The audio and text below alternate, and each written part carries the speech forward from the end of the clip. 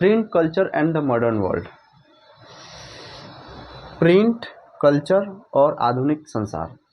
देखिए, देखा जाए तो आज की अगर जो दुनिया है, अगर मैं आपको एक ऐसा सिचुएशन दे दूं जिसमें आपको ये बोलूं कि आपको एक ऐसी दुनिया की कल्पना करना है जहां पे कोई प्रिंट ना हो और मीडिया ना हो, तो आपको क्या लगता है? देखिए, जो भी हम पुस्तक पढ़ते हैं वो भी प्रिंट का देन है, हम एक अखबार पढ़ते हैं वो भी प्रिंट का देन है, जो हमारे घर में कैलेंडर जो टंगा रहता है वो भी किसका देन है? प्रिंट का ही देन है। हमारे पास बहुत सारी पुस्तकें होती है, डायरी होता है, नोवेल होता है, उपन्यास होता है, कई सारी चीज़ें जो है वो हमारे प्रिंट का ही देन है। हम मार्केट में निकलते हैं तो हम देखते हैं कि मार्केट में बहुत सारा जो है लोग अपना जो पोस्टर लगा के रखे होते हैं, पोस्टर पे वो अपने दुकान का पैम्पलेट देते हैं, चाहे कई तरह का विज्ञापन, कई तरह का वहाँ पे हम विज्ञापन को देखते हैं। तो इससे क्या हमें प्रतीत होता है कि वो सब प्रिंट का ही देना है। तो इस सोच कर देखिए कि अगर ये प्रिंट अगर ना होता तो हम कितना पीछे होते। तो यही जो चैप्टर है, आज हम प्रिंट के इतिहास को समझेंगे कि कैसे प्रिंट डेवलप होता है। एक समय था जब मनुष्य प्रिंट के बारे में नहीं जानता था। वो उस समय में जो भी तकनीकें थी वो श्रवण विधि से, मतलब लोग, एक टीचर बोलता है, तो मैंने क्या लिखा है, just imagine the world without printed matter. मैंने अभी समझाया कि अगर आप एक ऐसे संसार की कल्पना कीजिए जिसमें प्रिंटेड कोई मैटर ही नहीं हो, कोई प्रिंटेड मटेरियल ही नहीं हो। खुद मैं जो आपको पढ़ा रहा हूँ यहाँ पे एक तरह से क्या, एक प्रिंट का ही एग्जाम्पल है। इंक है, मेरे पास इंक है, बोर्ड है, और इस इंक के माध्यम से मैं आपको पढ़ा रहा हूँ। तो समझिए कि प्रिंट का ही देन है कि मैं आपको इस माध्यम से अपनी बातों को पहुँचा पा रहा हूँ। हालांकि आज के माध्यम तो बहुत सारा हद तक डेवलप कर चुका है, लेकिन इसका इतिहास कितना कितना, मतलब कैसे कैसे इसका इतिहास रहा है, कैसे धार्मिक सुधार, क्रांतिकारी, यह प्रिंट का ही देन है, जिससे बहुत सारे पुस्तकें पढ़ी गई और पुस्तकें पढ़कर लोग क्या हो गया, विद्वान हुए, समझदार हुए, और उस समझदारी के परिणाम ये हुआ कि कई सारे क्रांतियों का उन्होंने क्या दिया, अंजाम दिया। तो वो चीज़ है कि इमेजिन करना है कि एक ऐसे दुनिया का जहाँ पे प्रिंट ना हो, तो हम समझते हैं कि प्रिंट का क्या वैल्यू है। देखिए, किसी भी चीज़ का वैल्यू हमें तभी पता चलता है जब वो चीज़ हमारे पास नहीं होती है। आज हम चारों तरफ से प्रिंट से ही घिरे हुए हैं, जिसमें हमारे पास सोचने का उतना समय नहीं होता है। लेकिन मैं आपको एक सोचने का एक सीमा दिया हूँ कि आप इस सोचिए, तब आपको इस चैप्टर का जो भी एक, मतलब एक आपको एक इंटरेस्टिंग जो है आपके अंदर डेवलप होगा। तो चलिए देखते हैं कि आखिर जो प्रिंट का जो टेक्नोलॉजी है, आखिर ये जो प्रिंट का टेक्नोलॉजी हो, सबसे पहले दुनिया में कहाँ से शुरुआत होता है। देखिए, मैं आपको एक चीज़ बताता हूँ कि दुनिया के जितने भी सारे आविष्कार है, मतलब मोस्टली जो आविष्कार है वो सब यूरोप का देन है, यूरोप महाद्वीप का। जैसे देखिए, मैं आपको एक आउटलाइन बना रहा हूँ। ये आपका क्या हो गया, ये आपका मैंने बना दिया एशिया का। मैं रफली मैप बनाता हूँ ताकि मैं चीज़ों को अच्छी से आपको बताने की कोशिश कर सकूँ। ठीक, ये आपका हो जाएगा साउथ अफ्रीका, ठीक, ये अमेरिका हो गया आपका, ठीक है, यहाँ पे इंग्लैंड वगैरह सब हो जाएगा। तो देखिए, यहाँ पे हम समझते क्या है कि जितने भी सारे टेक्नोलॉजी है, चाहे बल्ब का आविष्कार हो, साइकिल का आविष्कार हो, चाहे इलेक्ट्रिसिटी का आविष्कार हो, जितने भी सारे आविष्कार है, मतलब मोस्टली जो आविष्कार है वो यूरोप से बाकी देशों में फैला है। यूरोप में सबसे पहले कहाँ था, यूरोप से तब बाकी देशों में। लेकिन अगर हम प्रिंट की बात करें, प्रिंट का जो टेक्नोलॉजी है वो यूरोप से नहीं फैलता है। प्रिंट का जो टेक्नोलॉजी है वो एशिया से फैलता है, और एशिया में किस देश से, चाइना। यहाँ पे चाइना है, ये आपका हो गया चाइना। ये चाइना से ही बाकी देशों में प्रिंट की टेक्नोलॉजी क्या होती है, डिस्ट्रीब्यूट होती है, जाती है। तो देखिए, चाइना में एक व्यक्ति थे टस्प्लाइलोन, उसी ने क्या किया, कागज़ का सबसे पहले आविष्कार कर दिया। जब उसने कागज़ खोजा, बनाया, तो क्या होता था कि उस कागज़ जब बना तो उस समय क्या हुआ कि प्रिंटेड जो भी मटेरियल होता है, प्रिंट करने की जो स्पीड था वो बहुत ही स्पीड से क्या हो गया, गति पकड़ लिया। लोग पढ़ने लगे, लोग बौद्धिक होने लगे, और इससे क्या हो गया, लोग बहुत आगे तक सोचने लगे। और उस समय में क्या था कि ये जो चाइना जो देश है, चाइना से एक रास्ता ऊपर से होते हुए एक यूरोप की तरफ जाता था, और इस रास्ता को कहा गया सिल्क रूट। उस समय में ये सिल्क रूट कहलाता था। सिल्क रूट का मतलब क्या था कि इस रूट से, यानी यहाँ से और यहाँ तक सिल्क पहुँचा जाते थे, सिल्क ही जाता था। तो अब बताइए, सड़क है तो सिर्फ सिल्क ही तो जाएगा ही नहीं, सिल्क जाते थे, स्पाइसेस भी जाते थे, मसाले भी जाते थे, मसाला जाता था, ठीक है। अब जब मसाला, सड़क है तो लोग भी जाएंगे, तो जाहिर सी बात है यहाँ से यहाँ तक लोगों का भी आवागमन, यूरोप के लोग चाइना जा रहा है, चाइना के लोग यूरोप आ रहा है। इस तरीके से ये क्या हो रहा है, एक रास्ता का एक क्या है, एक आवागमन लगा हुआ है। तो ये सबसे पहले कहाँ आता है, प्रिंट टेक्नोलॉजी सबसे पहले चाइना में आता है। और ये जो चाइना में जब प्रिंट टेक्नोलॉजी आया, टस्प्लाइन ने जब कागज़ का जब बना दिया, तो चाइना में दुनिया में सबसे पहले सिविल सर्विस का एग्ज़ाम जो होता है, जो सिविल सेवा का जो भी एग्ज़ाम होता है, सबसे पहले अगर किसी देश ने शुरुआत किया था तो वो देश था चाइना। चाइना ने सिविल सर्विस एग्जाम शुरुआत किया। सबसे पहले यही देश है जो सिविल सर्विस का एग्जाम तैयार कर रहा है। आप लोगों को पता होगा बाकी देशों में जो भी अधिकारी होता है उसको कैसे, अधिकारी को कैसे भर्ती करेगा लोग कि हाँ अपना व्यक्ति है, अपना हितैषी का व्यक्ति है, उसी को भर्ती कर लो। लेकिन नहीं, जो चाइना जो है सबसे पहले ये सोच रहा है कि नहीं, हम अपने पोस्ट पर अधिकारियों को तभी भर्ती करेंगे जब वो एग्ज़ाम को पास करेगा। और आज जो है पूरी दुनिया में कोई भी एग्ज़ाम के जो पोस्ट पर कोई भी नौकरी करने के लिए, अच्छा जॉब करने के लिए आपको एग्ज़ाम देना होता है। वहीं एग्ज़ाम लेने की जो प्रक्रिया है सबसे पहले चीन में शुरू होती है। अब जब चीन में जब सिविल सर्विस का एग्ज़ाम, दूसरा चीज़ क्या होता है, जब कागज़ आ गया तो क्या हुआ, लोग पोएट्री लिखना शुरू किए, बायोग्राफी लिखना शुरू किए, अपने विचार को लिखना शुरू कर दिए और लोग पढ़ने लगे, लोग शिक्षित होने लगे। और इस शिक्षित होने के क्रम में महिलाएं भी आगे आती है। जितने भी महिला जो थी रिच ख़ानदान की जो थी, जितना हाई क्लास फैमिली की जो महिलाएं होती थी वो भी पढ़ाई करने लगी। और क्या होने लगी, पढ़ती भी थी और साथ ही साथ अपनी भी विचारधाराओं को, अपनी भी किताबों को क्या करने लगी, मार्केट में प्रकाशित करवाने लगी। और धीरे धीरे हम देखते हैं कि चाइना में जो है एक जगह है संघाई, चाइना में जो है संघाई, ये प्रिंट कल्चर का समझिए कि एक हब बन गया। और इसी चाइना में जो प्रिंट टेक्नोलॉजी है, ये ब्लॉक प्रिंटिंग आता है। कौन प्रिंटिंग आता है आपको याद रखना है, ब्लॉक प्रिंटिंग। ब्लॉक प्रिंटिंग क्या होता है, जैसे मुहर जो होता है, मुहर जैसे हम किसी कागज़ पर जो मुहर इंक लगा दिया जाता है, उस पर लकड़ी पर क्या होता है, उसका एक ढांचा लिख दिया जाता है, उस पर आप प्रिंट मार दीजिएगा, वो ब्लॉक प्रिंटिंग का क्या हो जाता है, एग्जाम्पल हो जाता है। ठीक है, आजकल के जो पहले जो न्योता जो छपाता है शादी विवाह का, तो वो भी क्या होता है, एक तरह से ब्लॉक प्रिंटिंग ही होता है। उसको क्या करेगा, छाप देगा लोग। तो ये ब्लॉक प्रिंटिंग सबसे पहले कहाँ हुआ, चाइना में ही खोजा गया। ठीक है, तो और सबसे पहले क्या होता है धीरे धीरे, लेकिन ये हैंड प्रिंटिंग था। आपको याद रखना पड़ेगा कि ये कौन प्रिंटिंग था, हैंड प्रिंटिंग। हैंड प्रिंटिंग क्या होता है कि वो हाथ से क्या करेगा लोग, डिज़ाइन बना देगा लोग, उस पर इंक लगा के फिर क्या करेगा लोग, पेज पर रख के उसको क्या करेगा लोग, इस तरीके से छाप देगा लोग। तो ये जो है ब्लॉक प्रिंटिंग का एग्जांपल है। तो आपको सबसे पहले चीज़ समझना पड़ेगा कि चाइना का सिचुएशन समझ में आ गया। अब इसी तरीके से देखते हैं जापान। देखिए चाइना से जापान, जापान से कोरिया।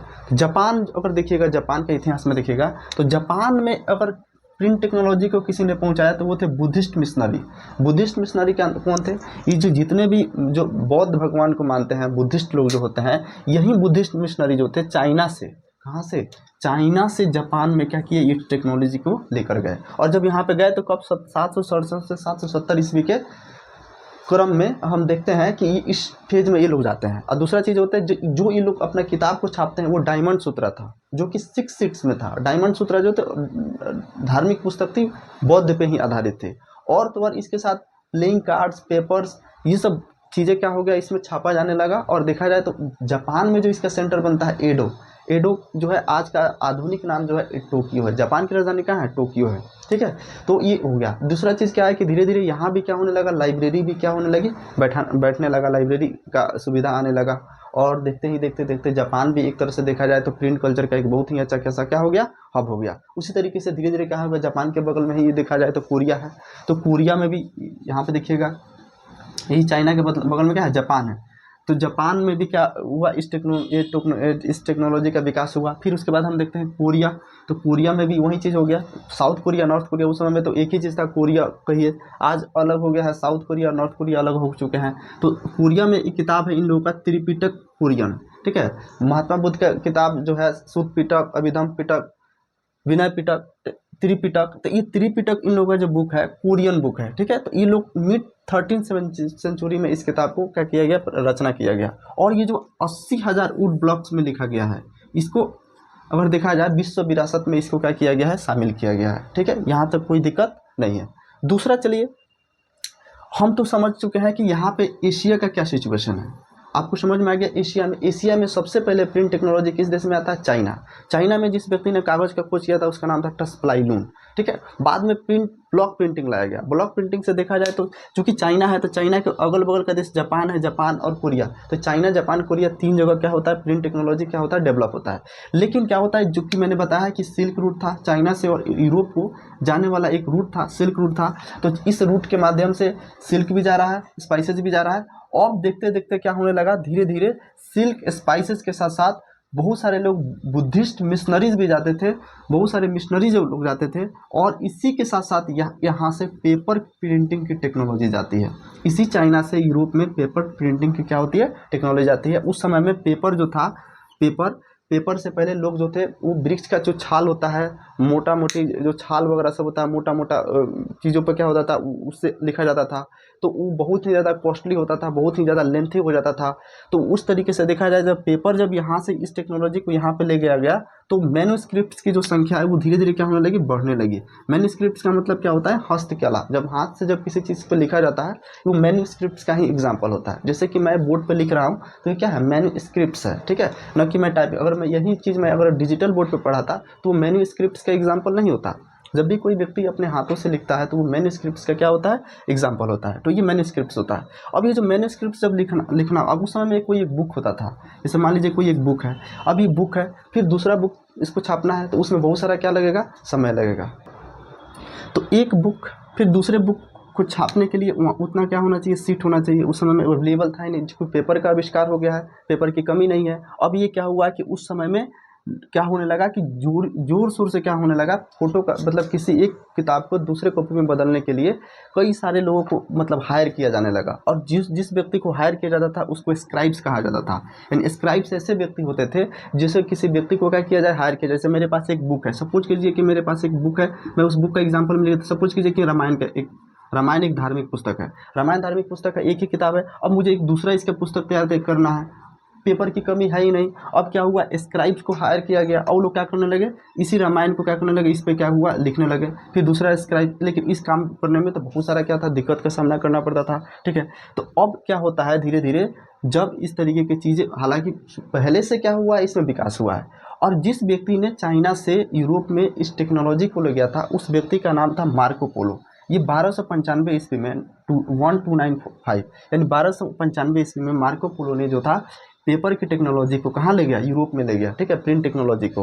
और ये सबसे पहले कहाँ लेकर गया, इटली में। यूरोप का कौन देश, इटली में, ठीक है।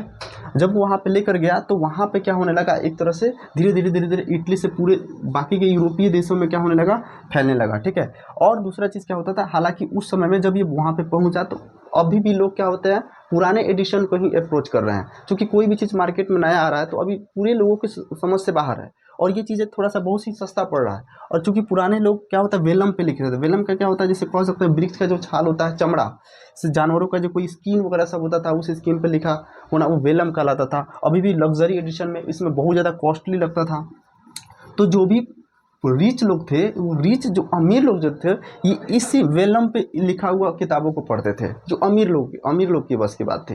और जब ये पेपर की जब तकनीक गया, अब धीरे धीरे क्या होने लगा, किताबों की संख्या पहले की अपेक्षा क्या हो रही है, बढ़ रही है। तो पढ़ने वालों की संख्या क्या होने लगी, धीरे धीरे क्या होने लगा, वृद्धि होने लगी, उसकी संख्या क्या होने लगी, बढ़ने लगी। तो इस तरीके से हम क्या देखते हैं कि पेपर जो है, टेक्नोलॉजी है, चाइना से कहाँ चला गया, यूरोप चला गया, मार्को पोलो लेकर चले गए हैं। अब जब ये चला गया तो सीधी सी बात है कि डिमांड ऑफ बुक्स बढ़ने लगा, किताबों की संख्या, मांग क्या होने लगी, बढ़ने लगी। पहले तो लोगों को लगता था कि कोई भाई कुछ है ही नहीं। अब किताब आ गया है, अब लोग पढ़ना शुरू किए, उनके अंदर एक इंटरेस्टिंग का डेवलपमेंट, एक इंटरेस्ट डेवलप हो रहा है किताबों को लेकर। तो क्या हो रहा है, धीरे धीरे किताब का मांग बढ़ रहा है। अब चूंकि किताब का मांग इतना बढ़ रहा है कि जितना प्रोडक्शन हो रहा है उतना उसका पूरा ही नहीं हो रहा है। सब कुछ कीजिए कि 10 लोग हैं, अब प्रोडक्शन 5 लोगों के लिए हो रहा है, तो कहीं ना कहीं 5 लोग तो कम ही होगा ना, तो प्रोडक्शन क्या हो रहा है, कम हो रहा है। तो उस तरीके से डिमांड लेकिन बढ़ रहा है। तो उससे क्या हो रहा है कि प्रोडक्शन बढ़ गया, स्क्राइब्स की संख्या भी बढ़ा दिया गया। जब जब ये जो प्रोडक्शन बढ़ गया, जब डिमांड जब बढ़ रहा है, तो कहीं ना कहीं जो उस समय के लोग जो थे, स्क्राइब जो लोग थे, किताब को क्या कर रहे हैं, हाथ से उसको क्या कर रहे हैं, मैन्युस्क्रिप्ट की तरह उसको प्रिंटिंग कर रहे हैं, उसको जेरोक्स कर रहे हैं। तो इससे क्या हो रहा है, लेकिन उनका जो डिमांड है, उनका जो मांग है, यानी पब्लिक के बीच में जो इन किताबों का जो डिमांड है, उतना अभी पूरा नहीं हो रहा है। उस समय में देखिएगा, एक मतलब बुक सेलर के पास 50-50 स्क्राइब्स हुआ करते थे। लेकिन फिर भी इतना चीज़ करने के बाद भी लोगों के पास उतना किताब नहीं पहुंच रहा है। किताब अभी मार्केट में जैसे ही जा रहा है, खत्म हो जा रहा है, मार्केट में जा रहा है, किताब खत्म हो जा रहा है। परेशान हो गया है लोग, 50-50 स्क्राइब्स रखने के बाद भी किताब का डिमांड अभी पूरा नहीं हो पा रहा है। इसके पीछे का रीज़न क्या है, आखिर क्या रीज़न था, what was the reason behind that, कि ये पूरा नहीं कर पाया। इसके पीछे का रीज़न यही था कि ये जो काम हो रहा है, अब आप ही को दे दिया जाए, एक किताब दे दिया जाए, बोला जाएगा कि इसको फिर दोबारा कॉपी पर लिखो, तो समझिए कितना समय लगेगा, पूरा लेंथी वर्क हो जाएगा। कि टाइम बहुत ज़्यादा लगता था इसमें, टाइम कंज्यूमिंग सबसे ज़्यादा था, टाइम कंज्यूमिंग ज़्यादा था, एक्सपेंसिव था। अब एक एक स्क्राइब्स जो है, एक एक व्यक्ति बैठ के रात भर लिख रहा है, तो उसको पैसा भी ज़्यादा देना था, टाइम ज़्यादा लग रहा था, लेबोरियस काम था, बहुत ज़्यादा मेहनत भरा काम था। फ्रेजाइल, समझिए कि एक तरह से ऑकवर्ड था इसका हैंडल करना। इस किताब को भी इतना ना मोटा मोटा किताब हो जाता था लिखते लिखते, एक तरह से ऑकवर्ड था हैंडल करना बहुत ज़्यादा, इसको मतलब रखना, रख रखाव करना एक तरह से बहुत ज़्यादा ऑकवर्ड था। ठीक है, तो ये सब चीज़ें क्या हो रही थी, बहुत ही ज़्यादा दिक्कत हो रहा था। इसमें क्या चीज़ की ज़रूरत था, एक ऐसे चीज़ों का ज़रूरत था कि इन डिमांड को पूरा करने के लिए वो एक ऐसा तकनीक का ज़रूरत था जो कि इनको मतलब क्या करे, फुलफिल कर पाए। अब ये डिमांड को फुलफिल करने के लिए समझिए कि जब जब इस तरीके का सिचुएशन आता है, लोगों के बीच में डिमांड बढ़ता है, तो कहीं ना कहीं नेचर चाहे कोई ना किसी व्यक्ति के पास ऐसा आइडिया आता ही है जो इस चीज़ को क्या करता है, पूरा करता है। तो इसमें देखिए, इसमें क्या है, need for quick and cheaper reproduction, यानी एक ज़रूरत था एक ऐसे जल्दीबाजी और एक सस्ते प्रोडक्शन की जो इनके डिमांड को क्या कर सके, पूरा कर सके। तो इसी समय में एक व्यक्ति आता है, जर्मनी का एक व्यक्ति है जिसका नाम है स्ट्रेट्सबर्ग।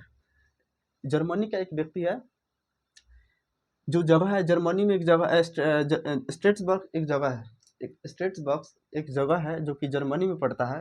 वहीं थे एक व्यक्ति थे जॉन गुटेनबर्ग, इनका नाम क्या है, जॉन गुटेनबर्ग।